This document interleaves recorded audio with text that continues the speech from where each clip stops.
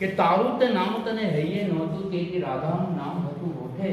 હું તમારી સામે એટલે આ રજૂ કરું છું કે તમારાથી ઈશ્વર તરફ પહોંચે અને અમારી બધાની વાણી, મુકેશભાઈ આવો, મુકેશભાઈ સહિત અમારા કલાકારોની બધાની વાણી અને નિર્ગુણ થાય આ જન્મ સફળ થઈને મોક્ષ પામીએ એનો પ્રયાસ છે. તો દ્વારકામાં કોઈ તને પૂછશે હે કાન કે ગોકુળમાં કોણ હતી રાધા, તો તું શું જવાબ દઈશ માધા? ને તારું તે નામ તને હૈયે નહોતું તેથી રાધાનું નામ હતું હોઠે.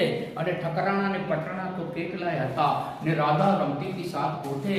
ને રાધાને વાંસળી જે પડી ગયા આગા એવા તે શું પડ્યા વાંધા? તો તું શું જવાબ દઈશ માધા? આમ તો પંક્તિઓ બહુ લાંબી છે પણ છેલ્લી પંક્તિ કેટલી અદ્ભુત છે કે ગોકુળ મથુરા ને વૃંદાવન એ તો મારા અંગ ઉપર પહેરવાના વાદા. ગોકુળ મથુરા ને વૃંદાવન એ તો મારા અંગ ઉપર પહેરવાના વાઘા. અને રાજીપો હોય તો અંગ ઉપર રાખીએ નહીતર રાખીએ આઘા. ને આ સોળે શણગાર છે. એક પંક્તિ આમ છે પણ સોળે શણગાર છે પણ મારો અંતરનો આત્મ છે રાધા.